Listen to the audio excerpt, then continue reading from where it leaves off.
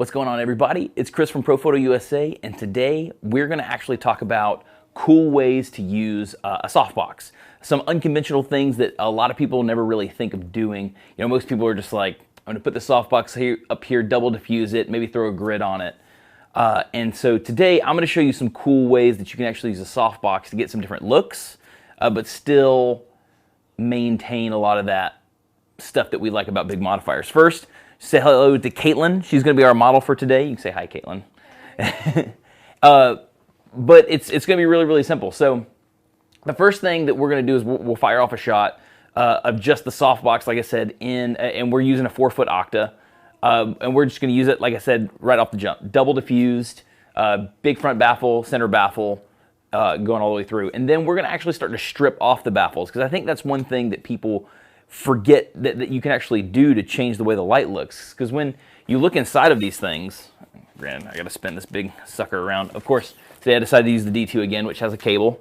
But a lot of people don't realize, you know, you have a nice silver interior in this, so you can get a different variation in the actual coverage of the shot. So it's a really, really fun side of the softbox to use, which we're going to show that. So we're going to fire off a couple of shots of Caitlin so you guys can A/B compare them. You can see the difference, you know, with just a standard softbox setup, and then we're going to actually start to strip the diffusion out, and I'm going to show you something really cool where we actually don't use any diffusion. We're just going to use the size of the softbox to make the light soft, but we're going to use some direct light out of it to give it some punch, which is really, really cool. So let's see if you guys have any questions or just saying hey so far. Let's see. Charleston, South Carolina in the house. What's up, Mike in Laguna Beach? Oh, Puerto Plata. What's happening, Teddy? I like it. I need to be spending more time with you. I just want to spend all my days in Puerto Plata. That sounds awesome. So if I'm wrong, Teddy, and Puerto Plata is not awesome, just let me know. That way, you know, I can stay clear, but I have a feeling it's awesome. So let's get this set up.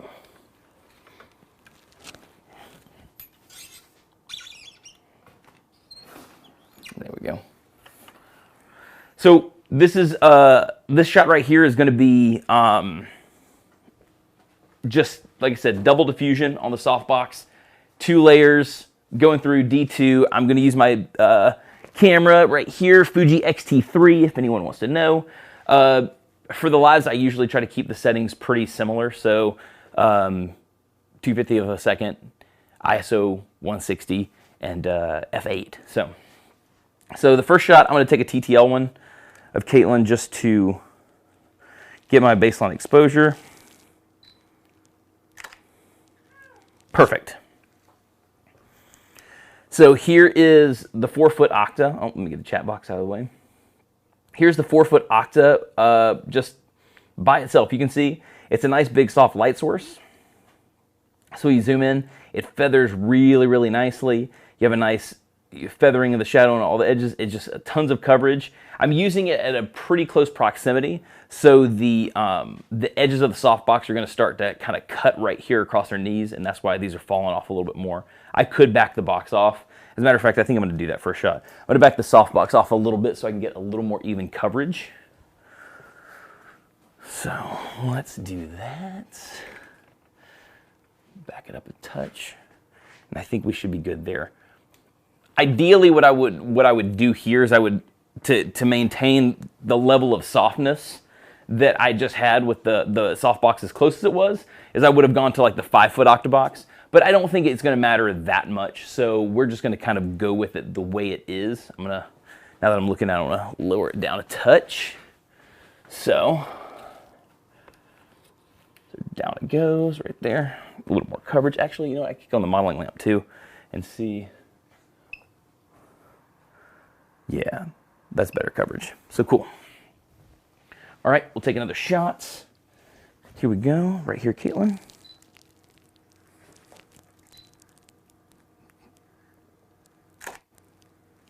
Pretty good. A little hot, but I could back that off a little bit. Not a big deal. Actually, it might have been. Yeah. So there we go. So there's that shot. So 2 layers of diffusion. Little over, so I'm actually going to pull it back just a little bit just to not worry about taking another photo just yet. And then we're going to, there you go. So there you go. You see really nice coverage, super soft light, big, huge light source. Looks really, really great. So the next thing that we're going to do is we're actually going to remove the front layer of diffusion. So the cool thing about this is we're still going to have the center layer diffusion on this thing to block out the, thanks Kate, to block out the hotspot or the potential hotspot that you would get from using this without the baffles, but you're going to get some of the specularity that you weren't getting from the silver. So you're going to get a lot more of that punch. It's going to focus the light a little bit more. It's going to be a little bit more efficient, I suspect. So we'll see if it's a little over on the exposure, and if so, we'll just compensate for that. Right here, Caitlin. 3, 2, 1. Yes, I was exactly right.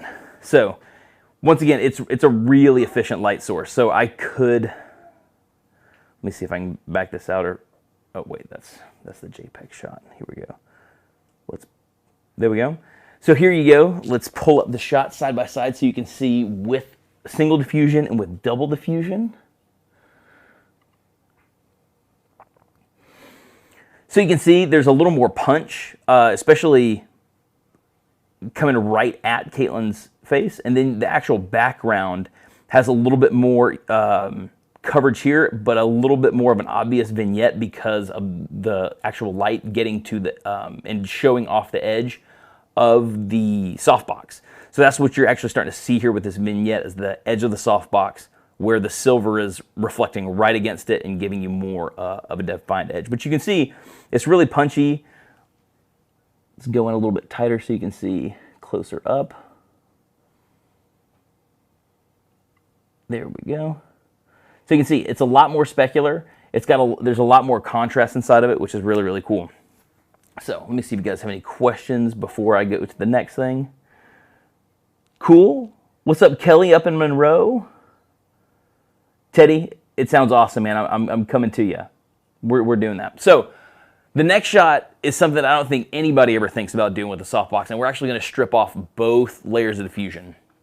So you're going to get some really, really direct light out of this thing. But what's cool is, and just so you know, I'm using a dome for this. I may actually switch out a shot too and show you guys with the flat front reflector, because if you're shooting something like a B10 where you can't put the dome on there, you still want to be able to take advantage of the look. But we're going to shoot it both together. So the reason that I'm using the dome on it is because I want it to throw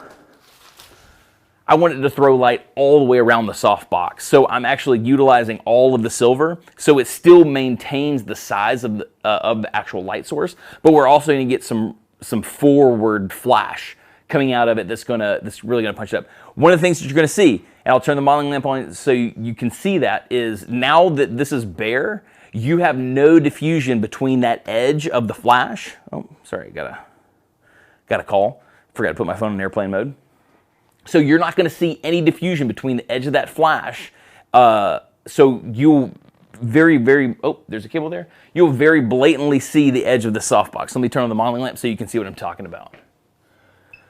So with the modeling lamp on, if I start to rotate this light, you can see the edge of that octabox starting to cut through the shot. So you could use that if you wanted to. You could take it and you could fan it off and get the feather off the softbox and get coverage on Caitlin, but not on your background, or you could bring it back around. So we're gonna, let's feather it a little bit so you can see how drastic that'll be whenever we take the shot. So here we go. Let me get to capture one back up here. Here we go. So once again, this is, I'm going to take a TTL shot because I know that this is going to be way overexposed because the light's way more direct. So here we go. 3, 2, 1.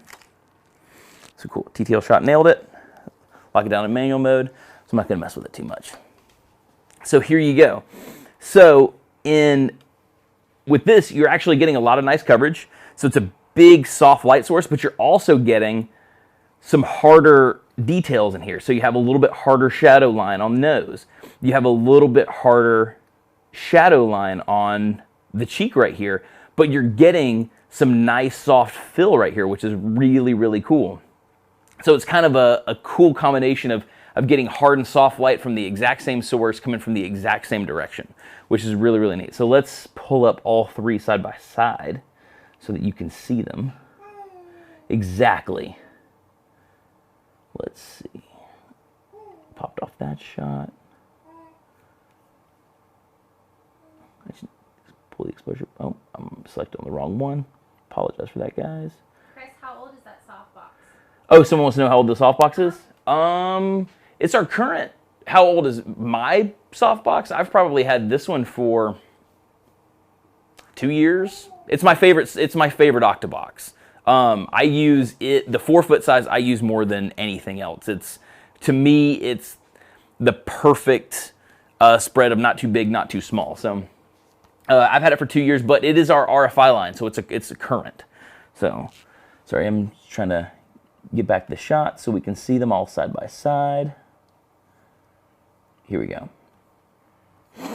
So if you look here, we can go in onto Caitlin's face so we can actually just look at the face.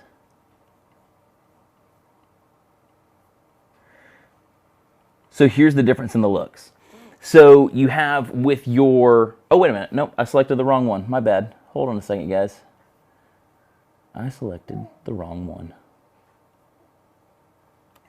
Let's kill that one, and let's go to this one. There we go. So, here we go, here we go, here. So, really, really soft here, super diffused, no worries of a hot spot. This one, I think I'm a touch over, so I'm going to back it off a little bit. But still, it's still really, really soft, but you're getting a little bit more of that hot spot here. Diffuses out really, really nice, but a little more specular. And then here, because the source is so big, you're getting some fill flash here over on the side, but your edges are much, much tighter whenever it comes to like shadows and stuff like that. So it's a really, really cool look, especially if it's something that you're going for. And then, again, like I said, you have really, really good edge control with the softbox. So if you take the softbox and you turn it, you can actually control how the light falls onto the background. Let me see if you guys have any questions or anything. Let's see. Oh, hey, Nick, you have an opportunity to buy one that's 2 years old? This one's 2 years old. I've beat the absolute crap out of it. It's a great softbox. So they're meant for that stuff. So, is the fill light you're saying is the reflection from her hair? I don't believe it is the reflection from her hair because you can see the fill light is all there in all of them. If you actually look at it, the way the fill falls on that cheek, or maybe fill light's the wrong word for it because I'm not using another modifier, but the fill light, or there's just, since the modifier is so large, you're getting some good coverage and you're getting a lot of light flooding the scene. So I think that this is from the modifier. This little reflection right here is definitely from her hair, but I'm actually talking about how this shadow right here isn't as deep as it could be if you were using like a zoom reflector or a magnum reflector or something like that. So this shadow is still, there's still detail in this shadow. I see what you're talking about again. So yeah, no, I was not talking about the reflection from her hair. You can see the reflection from her hair in the single diffused as well, and slightly in the double diffused. But no, I was actually talking about how open this shadow right here is. So maybe fill light was the wrong way of describing it, but that's it. Let's see. Any other questions? Michael Moon, what's up, dude? How is it going, man? Glad that you come and hang out with us. I'm going to scroll through here really fast and see if you guys have any other questions about anything. It doesn't look like it. It looks like just a lot of haze.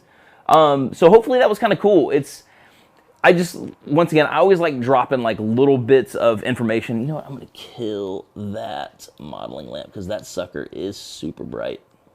There we go. So I always like dropping a little bit of information for you guys. Nothing too crazy.